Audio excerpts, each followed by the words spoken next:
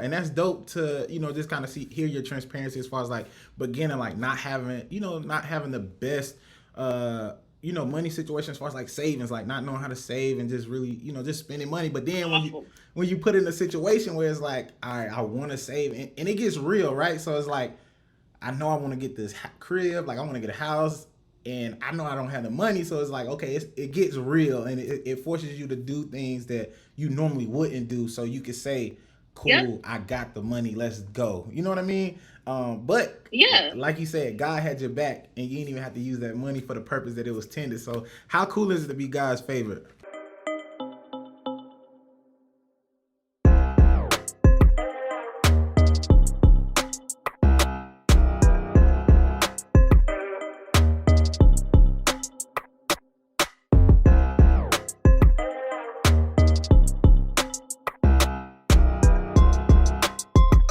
Yo, what's up, everybody? It's your boy Armand back again with another episode of Big Boss Talk, the podcast. Listen, it's going to be a great conversation today. This is something a little different than the normal. I've talked to a few marketing guys, marketing people that's in marketing, things of that nature, but I think this was going to be a little bit different because, brand strategists. Like I don't know anything about brand strategists or what that concludes, but we're going to get into it with another top tier guest. Before we get started, let me introduce who I got. Okay, so I got Alexis Mood, age 29. She's in marketing, brand strategist. She's also with a nonprofit. She's also a nonprofit executive director and an entrepreneur as well. So she wears multiple hats. All right. College degree. She has her BA in journalism and mass communications with the concentration in advertising. So everything seems to be on brand as far as like what she's doing in real life and then what she went to school for. So I can't wait to get into it. But Alexis, before we start, say what's up to the podcast. What's up, podcast? How are y'all doing today? How are you doing, Armand? I'm happy to be here. Listen, I'm happy to be here. I'm doing good. I'm glad you're here. How's your week going so far? I know it's Thursday. We're about to get into Friday. How's your week been? It's been busy. It's been very hectic. Yeah. I went from Charlotte to Columbia to Charleston today, but we're here. God is good. All the time. Traveling mercies were upon us. Everything is good. Everything's good. That's always good. So we got the traveling mercy. And it's always hectic when you're coming back from a little vacation as well. So like you gotta get everything going. I don't know if you had that jet lag or anything like that going into Monday, but all is well. All is well. All is well. All is well. I'm here. That's good. I'm here. That's good. Well, listen, it wouldn't be Big Boss Talk if we don't do two truths and a lie. Like that's our traditional icebreaker. I gotta guess the lie. Okay, so give me some good statements. I'm really good at catching people in a lie, but we'll see. I don't know. Okay, so I actually wrote mine down. Okay. I did some research on past people. I was prepared. I wrote mine down. Okay, so I closed on my first property and became a landlord at 23. Okay. I visited 14 countries. And my sister and I have the same birthday, but we're not twins. Ooh. Okay. I like it. Dang, that's tough. Okay, so you closed on your first property, became a landlord at 23. You visited 14 countries. And then the last one was you and your sister share the same birthday, but you're not twins. Okay, you're not. Yes. I know you're not twins. So I looked on, at least I don't think you twins. I looked on your Instagram. I tried to do a little bit of research. Seeing your sister. Y'all, you can tell y'all sisters, but I don't know about twins. 14 countries. No, we're not twins. Yeah. So not twins. 14 countries. You guys travel so much. So I wouldn't really put it past you. 14, that's a lot though. 14 and then 23. Okay, I'm gonna say the 14 countries is a lot. I just think the number could be off, right? I don't think it's 14 to be exact. But I believe that you probably feel like you owned your own property at 23. Like that just seems doable. That seems right up your lane. 14 countries. I know you guys travel. I'm just the number might be the thing that's throwing me off. And then your sister, y'all having the same birthday but not twins, that's definitely believable. So I'm gonna go with the 14 countries as the lie. That's true. That is a lie. That is a lie. It's 13. Let's go. 13. So I got it. I got 13. it. I got You're right. You got it. You threw me off. You was like, that's true. You was like, You no, got it. Cool. So talk to me about talk to me about the journey of owning your own property at 23. What was that like? Because a lot of times, we see on Twitter, like, get into real estate, get some property, things of that nature. Can you tell me how that came about, and then what's some of the good things about it, and what's some of the negatives that people just don't know? Okay. So buying my first property, I love that you used the word journey because it was absolutely a journey. Okay. So really how it all came to be was when I was in college. So even well before I was 23, the dude that I talked to when I was in school, he was a couple years older than me. So he graduated like my junior year.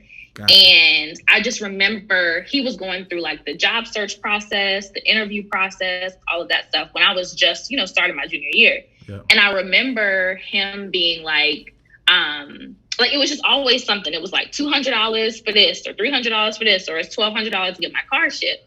And the difference between me and him was he was in like tech and like a very lucrative field. Yeah. And I was majoring in advertising. And advertising, if you know anything about advertising, they don't pay well, especially not starting out. Right. So I'm looking at, the salary projections for me.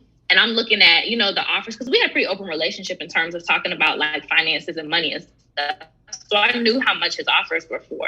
Mm-hmm. So I'm looking at, the gap between how much he's being offered and how still expensive, moving and things like that were for him. Yeah. And I'm looking at what I can expect to make. And I'm like, oh shit, like this, the math is not mathing. No.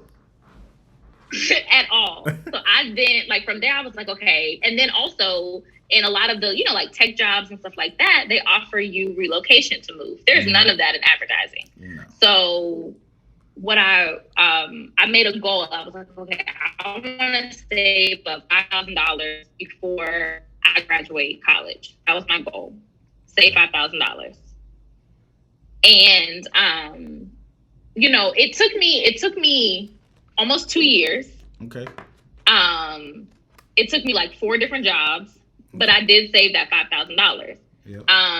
What ended up happening was I saved all of that $5,000 in preparation that I would get a job in advertising, not making that much money, not getting relocation. But I ended up getting a good job that offered me relocation, so I didn't need to use that $5,000. So that $5,000 really, from there, I had already really developed this really good habit of saving. I was, better with money just from that experience. Yeah. And so then, I ended up getting a signing bonus. So then I was like, okay, well, if I can save 5,000, let me see if I can save 10. Mm-hmm. Then once I saved 10, I was like, let me see if I can save 12. And so then it just kind of went from there to the point where when it was time for me to buy a house, at 23, I had my savings stacked up. What I didn't realize at the time was I was really trying to develop an emergency savings. Like at the time, I just looked at it like, okay, I just need money to move because I know that it's expensive and I know that I'm not going to be making that much money. But God had other plans, and I did end up getting a job that was more lucrative and offered relocation and all of that stuff. So the money that I intended to be my fallback, because I thought it would be poor, really ended up being the down payment for my house. Yeah. And so I think there's a lot of different lessons in that, but I think what's most important is if anyone was following me at that time, they would have just been like, oh, Lex, she bought a house at 23. She balling, she doing this, she doing that. But really, it was like I had planted that seed a couple years before. Like that money was intended for something else. Yeah. And then it ended up being, a down payment for a house. Man, that is a journey. Like I think you hit on multiple different pieces. Like you said, from the outside looking in, people could see like, oh, she bought a house at 23. But, the discipline that you had to save that money, right? I'm pretty sure you probably had to say no to a lot of different things during that time as far as like just saving or being disciplined. I do want to ask, how disciplined were you during that time? Like, was it a lot of just saying no, or was it like, no, I'm gonna do it, but I'm just gonna throw a chunk to the side? You know what I mean? Like, how disciplined were you? So I had a system. Okay. Like I had a system. I had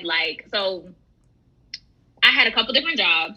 And I mind you, I'm in school. Now, I will be very honest and say I was not a class goer. That was not my strong suit. Like, I never went to class. Just because it just didn't make sense to me. I was like, okay, I can sit in this class for free, or I can go to work and make some money. Like, this just, the math isn't mathing. It doesn't make sense. So I had, like, it didn't. Now, if I was struggling in a class, like, kids, listen. That's now, different. That's different. If you're struggling in a class, if it's hard, then I needed to go. But school has always come pretty naturally to me. Like, I knew that, like, okay, maybe if I studied really hard, I could get 100, but a 90 is still an A. So it was just like, at the end of the day, if I study half as much and I get a 90, then I have the same outcome. There's no reason for me to put all this extra effort, when I can go to work and make money. Yeah. So I had a couple different jobs. One of the jobs that I had was in marketing, like dining services on campus. And so with that job, I got a meal stipend. So a lot of times what I would do is I would use that to eat, or my boss at the time, she was like fresh out of school. She also had a meal stipend. I think my meal stipend was like $10 a day and hers was $50 a day. Okay. So I would just be like, hey, you used your meal stipend for lunch. Let me use it for dinner, because it rolled over every day. So if you didn't use it, you lost it. Got it. So, I would do that. Also with that job, we got like a $250 gift card every semester to buy books. Okay. And so I would take that gift card and sell it. Like, there's this online website where you can, like, if you have a $250 gift card, you could sell it for like $225. Okay. So I would take that and I'm like, okay, this $225 I'm gonna put over here. Like, I had a system, so I never felt like I really missed out on anything, because I had like I said, 4 different jobs. I did social media for the salon that I got my hair done at. Like, I was out here hustling. I was trying to, and then my mom, so I remember calling my mom and being like, hey mom, I have this idea. Yeah. I'm trying to save $5,000 before I graduate. And and the important thing to note is, like, before this, I was never good with money. Like, I would be overdrafting my account. Like, I was not like a money person. Got it.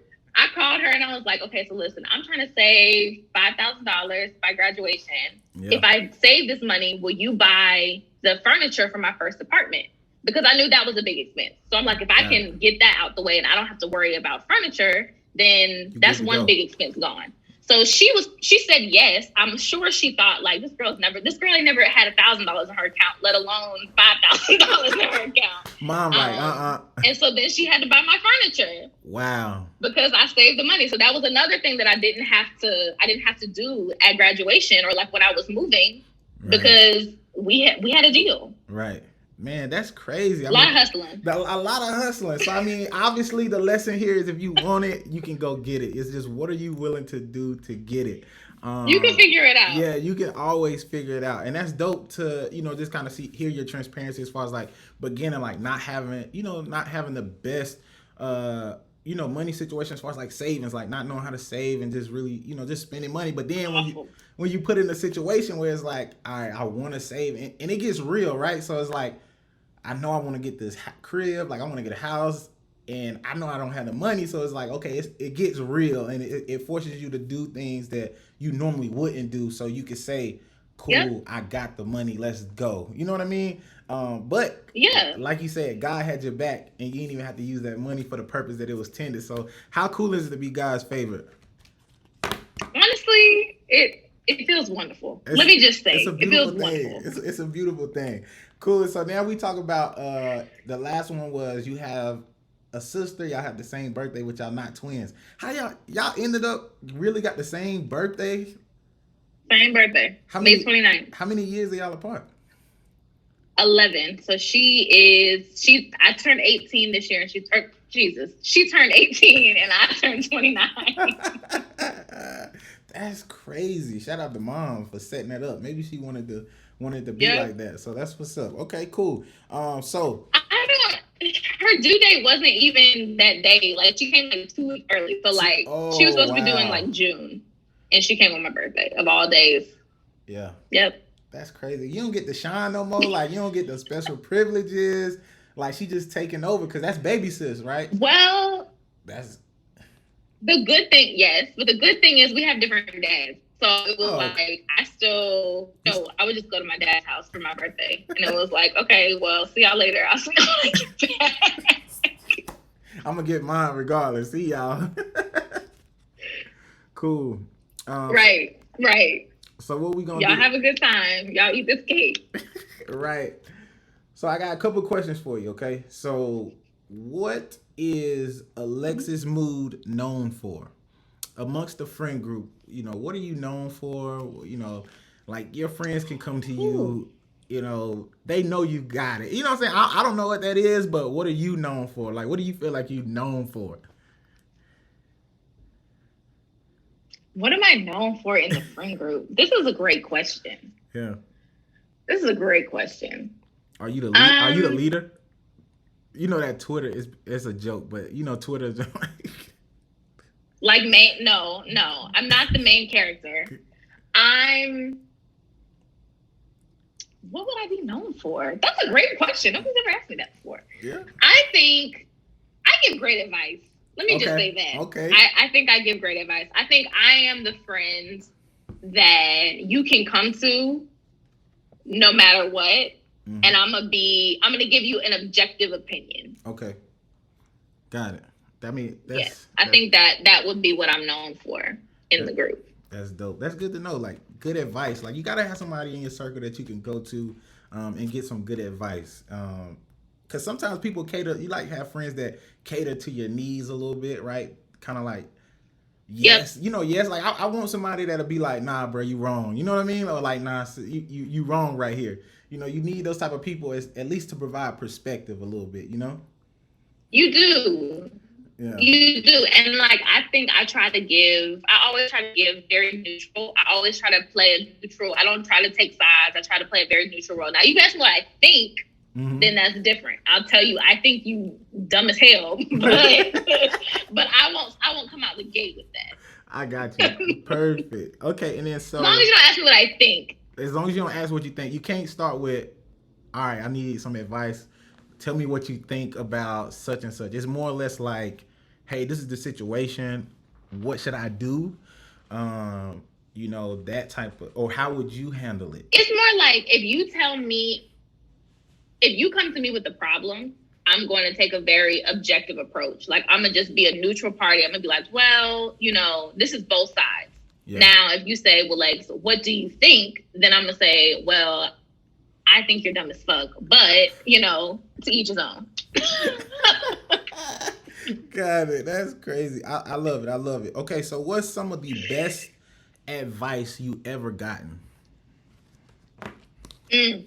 Best advice.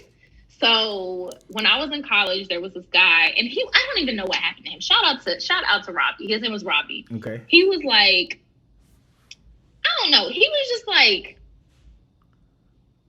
I don't even know how to describe him. He kind of reminded me of like, not an Urkel, but he wasn't Urkel. He was like, was he Stefan? No, not by any means. Who was he? He would be like, I'm trying to think. Like a round the way guy. Like I can't think. Friend? But like a round the way guy, but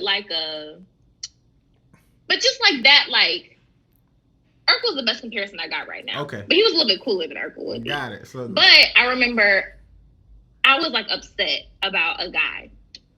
And Robbie was majoring in economics.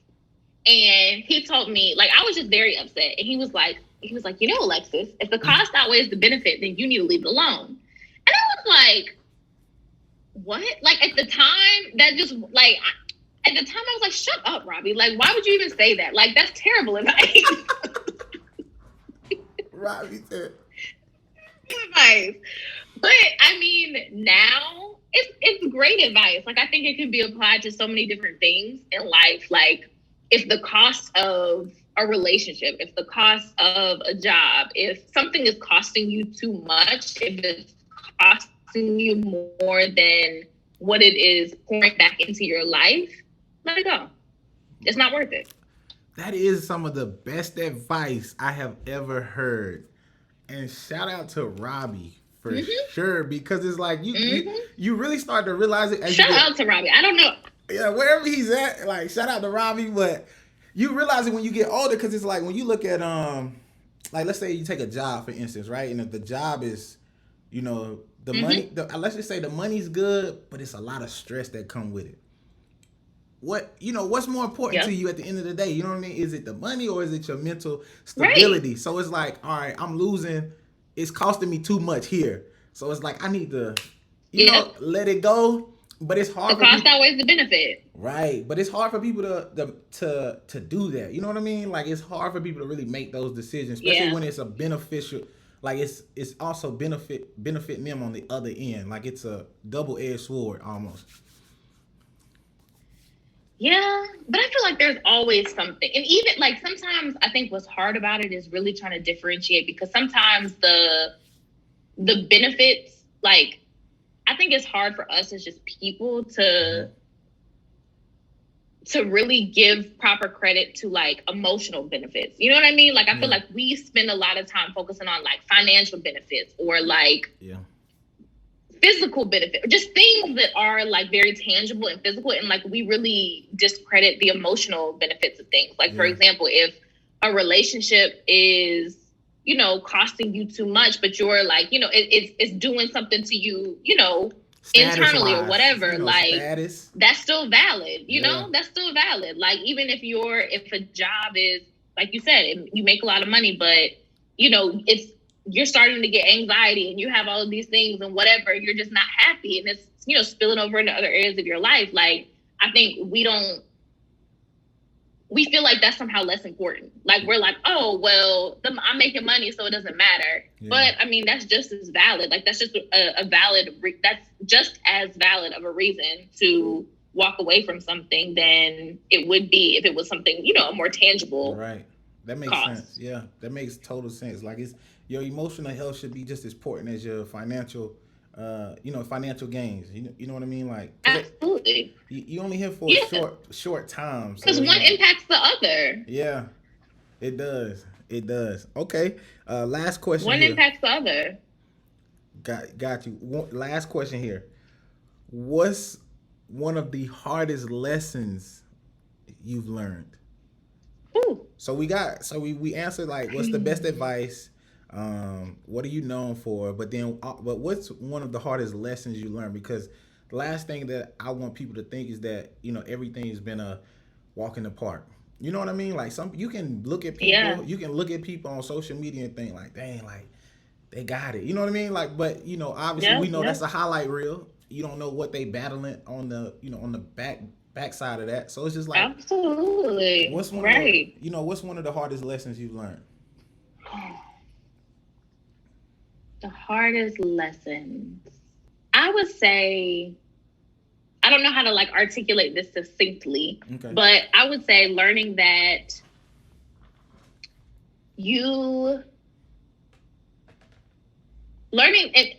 everybody isn't solid.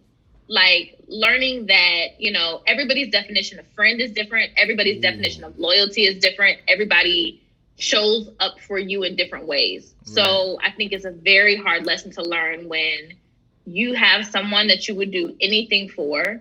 When you're a genuinely solid person, you would do anything for this person, and then they hurt you in some way that shows like, damn, like, and I think in those situations, it's not even like the lesson in it isn't that, okay, this person hurt my feelings. It's that you misjudge them and you are like, wow, I thought we were friends. I thought we were, and I'm fortunate that I've never had that situation with like a actual friend, like a woman friend. Yeah. Most of those situations have happened with men where it's like, I was dating a guy or whatever the case was. Yeah. And it was like, wow, I would never do anything like that to you because I thought we were friends. Like I thought we were better than that. Like not even on like on a relationship level. I thought we were friends. And turns out we were not. Like because I would never do that to anybody that I called a friend. So I think that has been a hard lesson, is just learning that everybody truly is different. Everybody is not solid. Everybody's definition of solid is different. And so I think you really have to set your boundaries and walk away from things. I think another lesson I think would be that, like, I think a lot of times we talk about like self-worth and knowing your worth and all of this stuff. Mm-hmm. And like a lot of times that's actually a very hard thing to do because we talk about it in a very celebratory manner, like, oh yeah, girl, know your worth, add tax, blah, blah, blah. But a lot of times, like the other side of that is, you end up making decisions that might hurt someone, or not hurt someone else, but like impact someone else, or like people are, it's a very lonely decision sometimes to do that, because the easier thing to do would be to not say anything, to not stand up for yourself. So I think that's also a hard lesson that I've had to learn, is that sometimes, you know, you have to be willing to stand and walk alone in certain situations. Man, you bringing some heat to the table, man. Everybody is not like you. Like it's one of those. I heard the quote is like, what's the quote? Not at all. They were just like, don't expect people to. I don't know what the quote is, but I deal with that quite often. I know what you're talking about. You know, I deal with that quite often. And the only reason why I say it is because, you know, I'm loyal to the core. Like, if you my friend, you my person, you like my guy. To the core.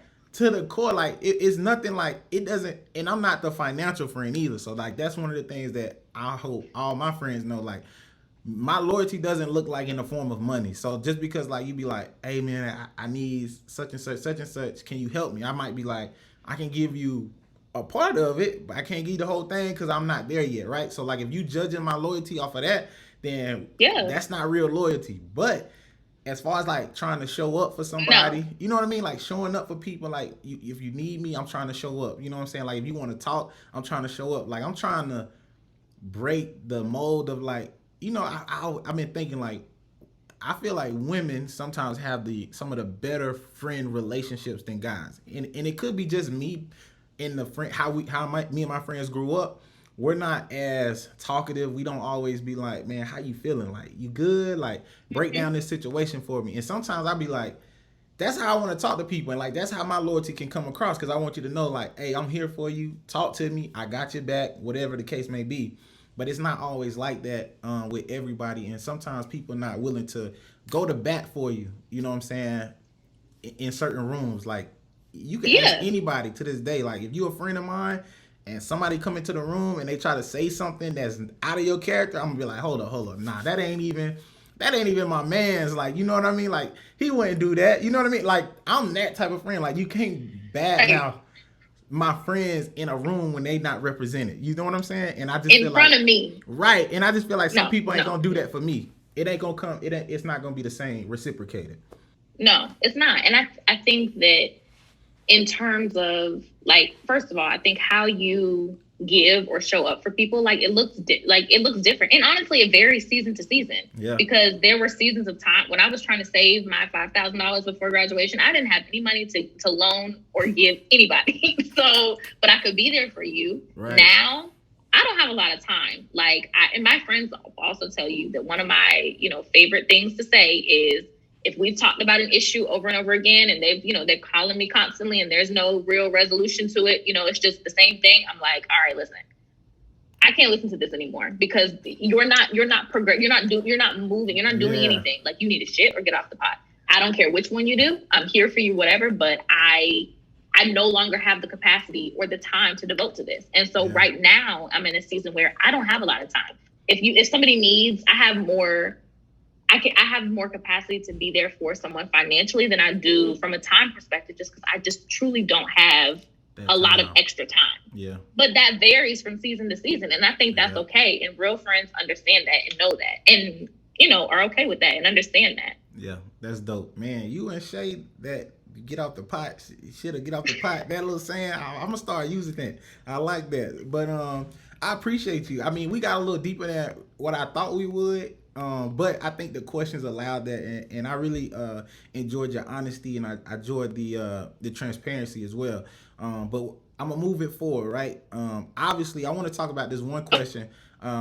What did Alexis Mood want to be growing up? Like, are you living out the dream that you thought you were gonna live out as a little kid? Like, what did you want to be like, kind of just growing up? So in some ways, yes. In some ways, no. So I never really had like a dream job. Like, I was never that kid that was like knew from the time I was 6 that I wanted to be a doctor or anything like that. Right. I knew what I kind of wanted my life to look like, but I didn't have like a profession attached to that. So I was very much the child where like today I want to be a doctor. Tomorrow I want to be a teacher. The next day I want to be a gardener. Yeah. One time I want to be a missionary. Oh my God. Hey, nothing wrong to the missionaries. I ain't got nothing against them. Nothing wrong. I just don't nothing wrong. Literally, so my mom went to Vegas. Like, I think I was maybe like 7 or 8. And my mom was going on a trip to Vegas. And this is during my missionary phase when I wanted to be a missionary. And I was like, Mom, you know you're not going to win anything because gambling is not, the Lord is not like gambling. You're not going to win nothing. Not you shunning your mama, like, you're not going to win. and she didn't win anything. But anywho, so I think like I've always just been this very like varied person with a lot of different interests. Got it. And I think what I did know about what I wanted to be growing up is that one weekend I spent with my godmother, and she worked at DSS. I don't even remember what she did. I just remember that she had a work phone. Mm-hmm. And she would be on her work phone like, yes, okay, have the files when I get there. And I knew I wanted to, whatever that was, like I wanted to be that. I knew I wanted to embody that. I knew I wanted to wear heels to work.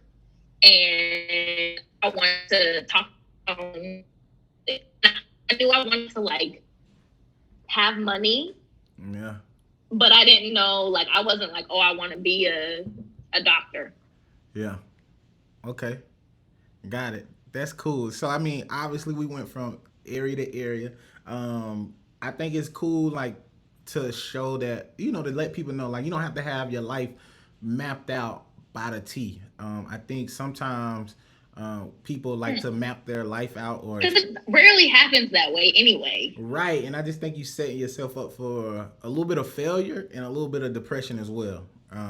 Because you have the social media and you can see everyone living, or it seems like they're living at a more rapid pace than you are. And so once you have those plans and the plans don't go as you're expected, now you assume that you're doing something wrong. You're not worthy enough. You're not, you know, why is it me when I'm having such a hard time? And that's not the case at all. So I love the fact that you told us that your ideas or what you wanted to be bounced around, but you could embody the persona of what you wanted to be, right? Everything that you talked about was a persona. Like, yes. I knew, like, I wanted to be the person that, you know, had something going on, like 2 phones, like I'm handling business on one. I got another little, you know what I'm saying? I'm wearing heels so people know, like, right. oh, she with it, you know what I mean? And I think I got a red suit. Right, you know, she mean business. And so I think that's normal. I think a lot of people have that because most ideas is just like, I want to make money and I want to be comfortable, but how do I do that, right? Or how do I get into that situation? So that's dope. Now, how did we get from missionary to, you know, what we are today as far as like marketing, brand strategist? Because that's a whole, missionary way in left field. In left field. You know what I'm saying? So how do we, you know, what changed and what made you want to get into this career path? So I think that in a lot of ways, number one, so me and my grandpa are really, really close. Everybody knows that's like my best friend ever. And he was always very, I feel like a lot of times kids are kind of forced to choose something. They're like, okay, you know, you can't play soccer and baseball and this and that and that. You have to choose one. Or you can't do this and this and this. You have to choose. Yep. And so I think he was always, we spent a lot of time together when I was growing up, and still do now. But he was always very good about nurturing whatever it was I wanted to do. So when I wanted to be a teacher, he was like, okay, I'm going to build you a little easel or whatever. When I wanted to be a gardener, we had a garden. So I feel like I always knew that I could just do whatever I wanted to do. Like, I didn't need to be put in a box. And so originally I wanted to be a lawyer. Like, once I was, you know, in high school, I was like, you know, I'm good at writing. I didn't know too much about different fields. I was like, okay, I'm going to, be a lawyer. And my senior year, there was a program, the local Advertising Federation had a minority scholarship program. Gotcha. So I applied, just to get the scholarship. And so the way that it worked was, it was a 2-week program. And so the first week you went to different advertising agencies and just really learned what advertising was. Okay. And then the second week you got to choose which one you had the best experience at. And then, that's where you got to stay for the remainder of the week. Gotcha. And so when I was there, it was exactly what I felt like I envisioned growing up. You know, my mentor, like my guide for the week, she wore heels to work. She was real cute. Yep. She like was on the phone with Verizon, like planning these events and doing these things. And I was like, oh my God, this is what I want to do. This is what I want to be. Yeah. And then I ended up changing my major. I came home and I told my mom, and she was like, girl, what? Like, no. And so then I was like, okay, well, I don't care what you say. I'm going to change my major. And so I changed my major to advertising, and that was all she wrote. That was all she wrote. The rest was history. All right. Was history. So listen. What is it that you do on a day, like a day-to-day basis? So obviously, you know, we figured out, you know, why you wanted to, you know, how the advertising came about. But what is it that you do? Like, you know, for somebody that might, you know, they have no idea what advertising is, you know, can you give us a rundown or like a LinkedIn type of bio on just like what that all includes? Sure. So first of all, advertising is very broad. So there's a lot of different things you can do within advertising. Okay. So for me personally, I describe my job as, I think of myself as a translator. So you have the business people, like business stakeholders, their number one priority is we got to hit these revenue numbers. We got to make money. Mm-hmm. That's what they're trying to do. Then you have the creative people who, you know, they work on commercials, they work on certain things, and they just want to make cool things. They want to be creative. They want to make, you know, they want to win awards. They want really creative stuff. Yeah. And so a lot of times those two groups of people don't speak the same language. Because the creative people, maybe they're not always, not that they want to just, not that they don't want to make money as well, yeah, or not like make money for the business, but their number one priority is making cool stuff. Yeah. The business people, their number one priority is making money. So I kind of come in the middle and I'm like, okay, both of these things are important. How do we make sure that we have creative that is, on one hand, is creative, right? It looks good. It's fun. Yep. But also it drives stuff for the business. So I kind of think of myself as a translator or like a go-between between those two groups, making sure that everything balances out the way that it needs to. Got you. So you're a liaison between the creators and the business people. You got to have those people. I like how you put that. You got to kind of interpretate the different languages. And that's pretty good. So how does someone get into that particular field? Because you said it's very broad, right? But how do you find how do you find a job doing that? You know what I mean? Like, are there companies seeking what you do? You know, do they have to do internships? Is that the best way to kind of get into a role like that? Because your role sounds it's a niche. Well, I guess you could say niche. Yeah. So it's like very specific on like what you do. But how does someone really get into the field, or if you understand what I'm trying to ask? Yeah, totally. So I think internships are very, very important. So my sophomore year, there was a Maymester program that the journalism school offered. Okay. And you got to go to New York for a week and like visit different advertising agencies and just talk to people, you know, about like, what do you need to get hired? And, you know, ask all these same questions. How do I get a job? And what I realized going up there is that internships, people want experience. You know, people are hiring people with experience, and that's how you get those jobs. Right. And so what I realized is there was a huge disconnect in where I went at the journalism school at USC when I was there. I don't know if they're like this now. I'm sure they've evolved, but you know, they were only offering internships to juniors. So I'm like, by that point, I'm 2 years in. Yeah. So, you know, I'm already behind the 8 ball based on what these people, you know, are looking for. So once my sophomore year, I was like trying to hit the ground running. Like, I need as much experience as possible. That's dope. How do I get that? And how do I create that for myself? Because I realized that I was at a huge disadvantage because, you know, I'm in South Carolina where there wasn't a lot of big agencies in Columbia. There wasn't a lot of opportunities to do something like that. So it was like, okay, how can I create that opportunity? So that's when I got really involved with like, you know, student government or doing advertising for like the salon that I got my hair done at, just anything that I could use as experience. And I think that's something too, is, you know, understanding that experience isn't, you don't have to work at like a Fortune 500. You don't have to have an internship at a Fortune 500 company to have experience. You Right. can have, experience doing pretty much anything. You don't have to spin it and sell it correctly. You hit on a few a good point, right? So they talk about the curriculum as far as like in college. A lot of times they do ask you to take an internship your junior year. To me, I think that's backwards. Like it should be like you should be taking internships like Too late. freshman. You know what I'm saying? Like freshman, sophomore year, because you want to understand like what if As soon as you get there. right? As soon as you get there. Am I getting into something that I really can see myself doing? Because junior year, Absolutely. it's like I can't turn back now. I done got all these, It's too late. prerequisites. I can't. I'm already into I won't the say major. it's too late. Well, it's never too late, but it's a lot of work to just. It's never too late, but right. Yeah, it's a lot of work. It's never too late. Never too late. But it's and I think that's what really helped me with my career was having internships and experience early, because by the time I graduated, I technically already had 3 years of experience, 3 years of work experience, because I made sure that every internship I did, everything that I did really told every organization I was involved in. I wasn't just, the secretary of this organization. If I was going to be involved in an organization, I was going to be their PR chair, their communications chair, whatever. Because what does that do? Help me get to where I want to be. Right.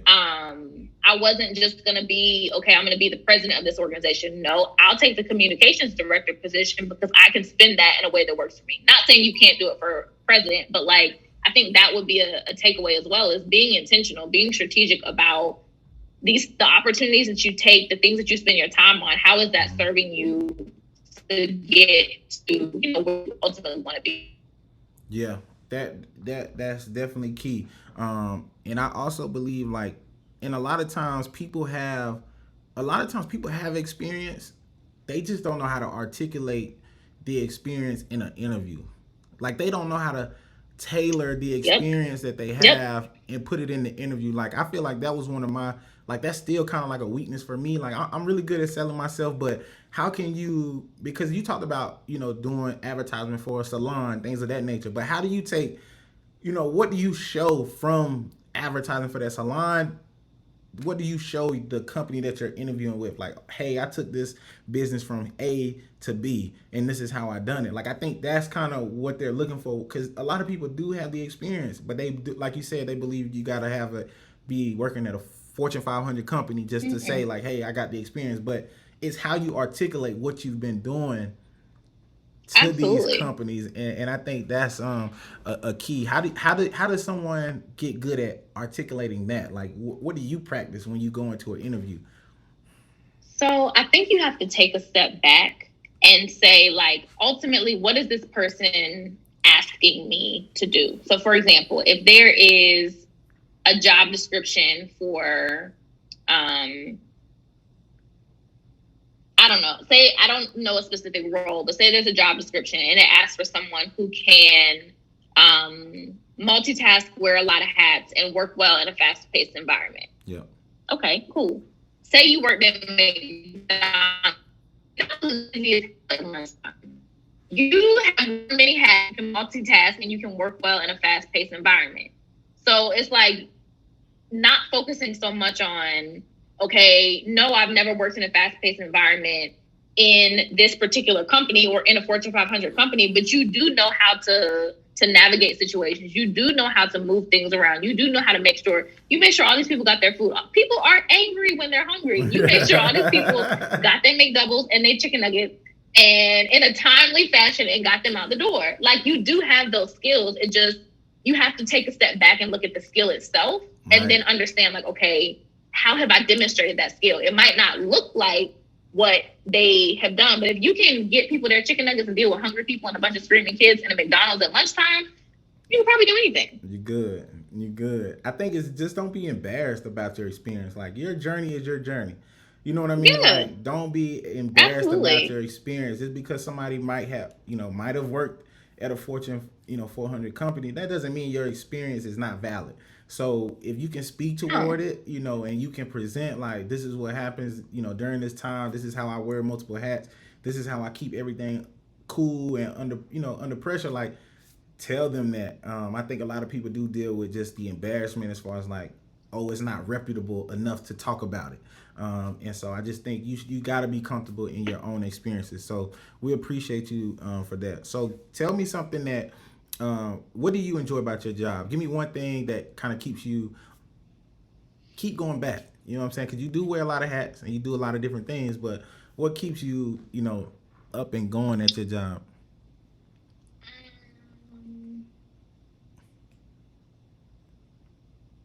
I would say the challenge. Like, there's always a good challenge. There's always a problem to solve. There's always something that can be made better, or a process that needs to be fixing. And I think that is actually something good to talk about too, and like make people aware of as well. Because when I first started, there was a particular company, I won't say which one, and I was so intimidated to start there, just because when I interviewed, it seemed like they had it all together, and everybody was so smart, and I was like, dang, they already have everything perfect. Like, what am I going to contribute? I was just so intimidated. Yeah. And I remember I journal a lot, so I just wrote down all these questions, like, what if they regret hiring me, or what if I don't perform the way that I need to, or what if I'm not capable, essentially. Yeah. And I got there, and they had all of these problems, like all of these problems that needed to be fixed. Right. And so the good thing about that is, there's always something. Even if you are at a Fortune 500 company or whatever, that doesn't mean that there are no problems. That doesn't mean that everything runs perfectly and smoothly and whatever. Yeah. A lot of people are faking it till they make it, and a lot of companies are as well. And not to say that they're bad companies. It's just like, don't be ashamed or intimidated because,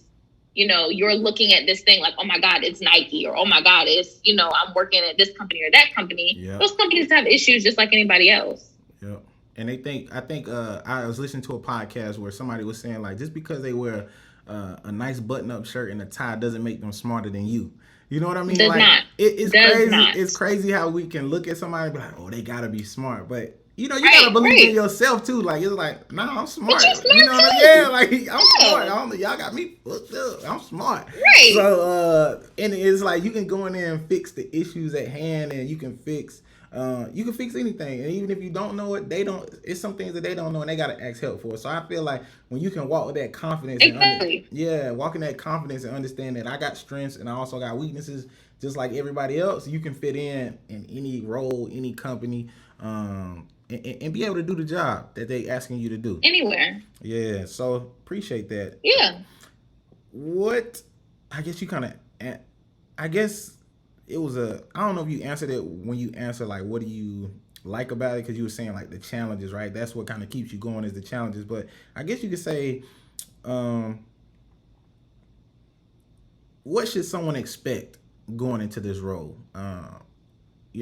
Good expectations. Is it something like, hey, the first year is going to be kind of crazy, or like, the first couple of months, of course, you're going to feel like there's a water hose in your mouth because you're getting so much information. But what's some of the realisms that they can expect when coming into this role, because they can see the glamour of the role, but then we also want to prepare them for like what you could see entering into this type of role as well too.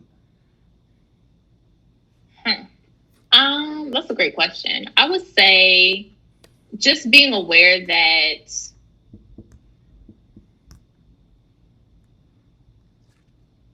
I would say as Black people in general, or even really any minority group, a lot of time, like the lives that we live and the things that we know actually are different, or the things that we pick up on, our perspectives, the nuances and the things that we pick up on are things that other people don't. So, and when I say that is, that's actually a great asset to a company or an organization. And so being able to really speak to things from a different lens or understand things from a different lens is actually a huge skill to have, but people don't always use that skill or don't always realize that. You assume we're all living the same life, like we all see the same things on Instagram or whatever. And it's like, no, actually, you have a very nuanced, unique perspective that you can and should use to your advantage and speak up, and say things about. So I think that's one thing.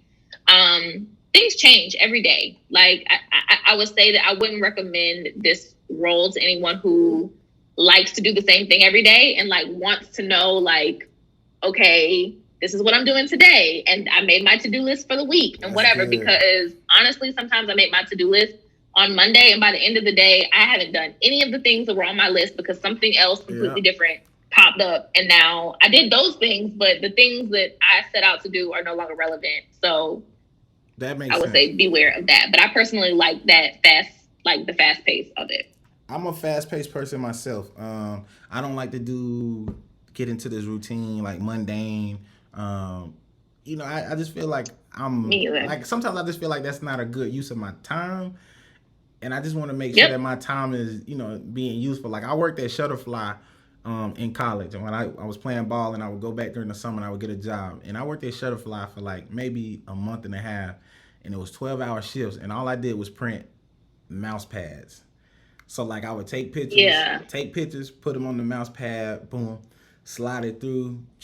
I was doing that for 12 hours because it was a 12-hour shift. Oh, no. So it's just like experiences like that showed me like I'm not built for this type of job. You know what I mean? And I also felt bad a little bit for people that,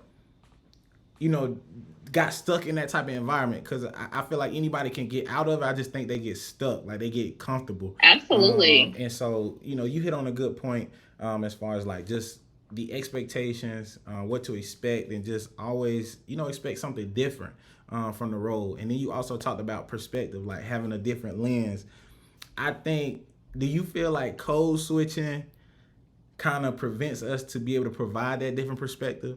Because I do feel like sometimes you can step into, work environments and you feel like you have to act or say things a certain way. But in reality, if you stay, try to, obviously, when to say things and when not to say things that are appropriate.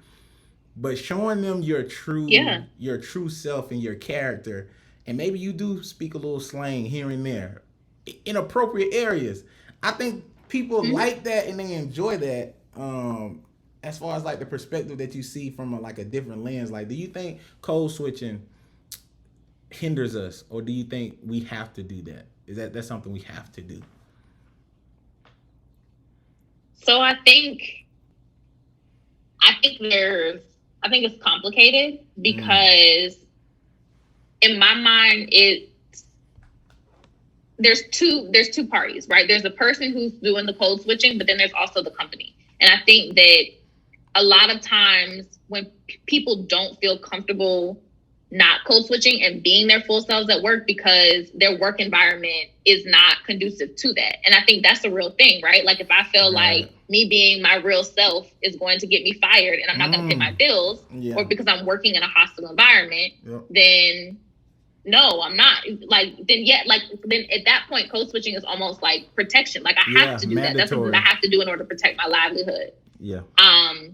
I think for me, especially with marketing, right? Because a lot of you see these things on TV all the time where it's like the Kendall Jenner with the Pepsi and like the boy in the monkey shirt on H&M and things like that. A lot of that stuff happens. People are always asking like, okay, well, where were the Black people in the room? Where are these companies need more diversity? And it's like, yes, that's true.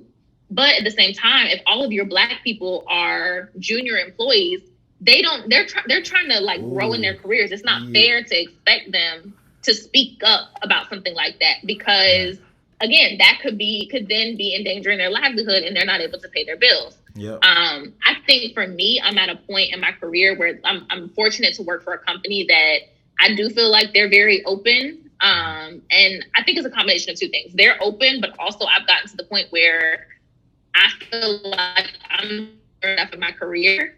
I don't mind speaking. I don't mind saying, what's on my mind.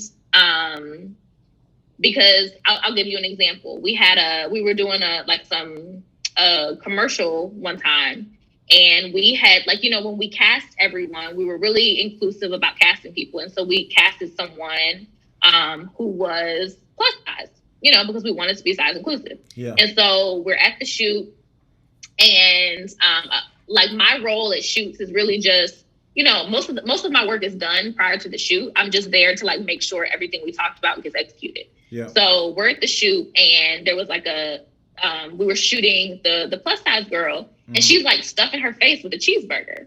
And I was like, we didn't have anybody else eating.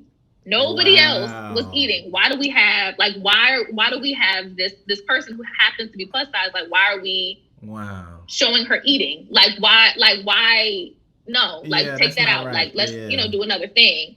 So now I feel like I'm at a point in my career where I'm comfortable enough to do that. And I also happen to work for a company that is very, open and very accepting of diversity and empowers people to speak up about those things. But I think it has to be like a perfect marriage of both of those things. You have to feel comfortable, and your environment has to be conducive to that. Man, yeah, that makes sense. So anybody that's listening, watching, Alexis just gave us so many gems through this whole conversation. But, when you out here, applying for roles and applying for jobs, hopefully you can find a perfect match, a good relationship where you feel comfortable and your job is comfortable enough to allow you to be yourself.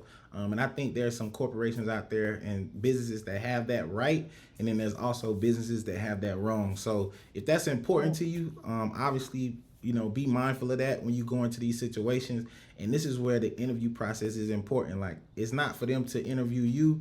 It's also giving you the chance to interview them. Because if they're if they're not conducive to what you need, then it's not going to work out. You're going to regret it, and you're going to wake up. It's going to be hard to get up every single day going into an environment like that. So just be mindful. Yeah. Alexis, you gave us so many gems. Believe it or not, we've been talking for an hour. It doesn't seem like an hour. It just seems like it's just been a natural conversation, man. And I'm grateful for that. I do want to get this time, though, to talk about mood ring candles. It wouldn't be myself if we didn't bring up your other curricular activities. I think I've smelled a mood ring candle in the house here before, and they smell pretty good. And shout out to Maya. Yeah, so shout out to Maya.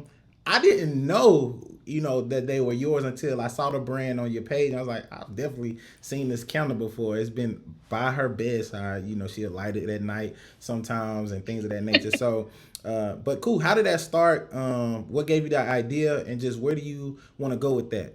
That's kind of where I want to go with ring candles, mood ring candles. So how did it start? I've always loved candles. First of all, I've always loved fragrances, just in general.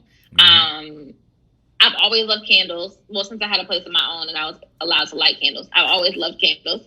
And honestly, I was just like, I knew that I wanted to do something with my last name. My last name is Mood, for those of y'all who don't know. And I was like, wow, it's not always going to be my last name. Like, one day my last name is going to be something different. So I was like, do something with it. Yeah. I don't know what that is. And then I was like, oh, I'm going to learn how to make candles. And I thought it was going to be a very easy process. It was not. It was quite difficult to learn. But I always tell people I'm glad I didn't know that in the beginning. I'm glad I didn't know that making a candle is like a small science experiment before I started, because I probably would have not tried to do it. But because I didn't know, I did it, and we're here. As far as where I want to go, I don't know. Like, I also do like freelance marketing as well. So right now, that is taking up most of my time. Okay. I also just moved recently, so the candle factory is currently in transit. But ultimately, like, I will want to. It'll be back up next week. Okay. But I think I'm gonna just see where it goes. Like, I don't have like firm plans where I'm like, I want this. I stopped trying to plan stuff out a long time ago. Man, you can't plan nothing out. Like, you gonna stress yourself out trying to have plans. Right. You know what I'm saying? For what? For real. So I just know I want to be on a yacht. That's the plan that I have. That's the only plan I have. Yeah, we gotta get your Tabitha on, like, get you like in Target somewhere, mood candles, something like that. That'll be dope. To kind of see and be like, yeah, I know that person, Yeah. So that'll be dope. And I know it's gonna come. I just wanted to highlight that. Could you tell us, like, do you obviously you offer like different fragrances, or is it like just one? Mm-hmm. What's your top? So what's there's your different fragrances. What's your favorite? So my favorite and the best-selling one, two different questions. My favorite is Paloma, which is like a grapefruit mint type of vibe. Okay. I love that one. The best selling is the juice, which is like a mango. It's much more fruity than I particularly like. Okay. But Paloma is my favorite. I would light it. Like I like all of them. But if I like, because sometimes if I mess up a batch of candles, like in my old apartment, I had a laundry room and I was like, hey, you know, whatever's in here, y'all take whoever came over. Like there were like candles I had messed up, and I would always keep the Paloma ones for myself. Got to. You gotta keep because that's my favorite. It's almost like picking out the red gummy bears. I need the red only. So that's what's up. Yes. Man, Alexis, I want to thank you. We've come to the end of the show. It's been great. I loved it. Had a great time. We learned a lot about advertising. We learned a lot about friendships, loyalty. We went from, who knew you wanted to be a missionary? Like, that's something everywhere. I would never let. If I see you in person, I'm like, missionary. You know what I'm saying? Right. Like, imagine that. That'll be crazy. So before we go, I need a recommendation. It can be 1 or 2 people. Somebody I can sit down with that you think is super dope. That could add value to the show. I will let you know before you say it. I don't know if you was gonna say it or not, but Nashikwa, we got her lined up next week, but we don't know because she might be having a baby or something. So we got to be careful with that one. That might be postponed. So, but just let me know. This is a great question. This is a very good question. Who do I think?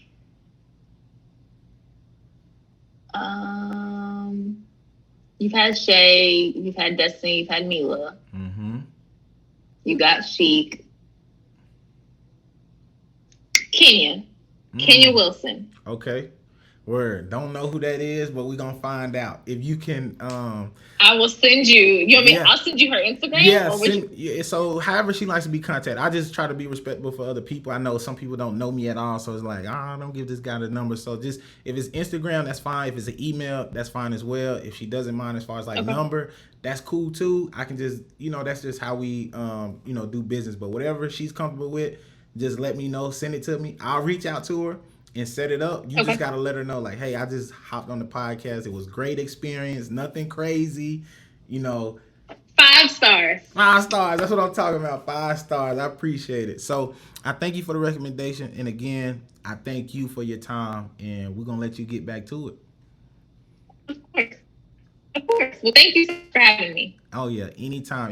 If there's anything that we can do for you, as far as like when the mood ring candles start coming back up, your nonprofit, whatever the case may be, we want to be able to share all information. So just I don't want people to think it's transactional when they come and sit down with me. I try to bring a family together and just keep everything going and promoting what everybody else has, and so we can all be at the top one day. So thank you, and you have a good night. Sounds good. You're welcome. Have a good one. All right, you too.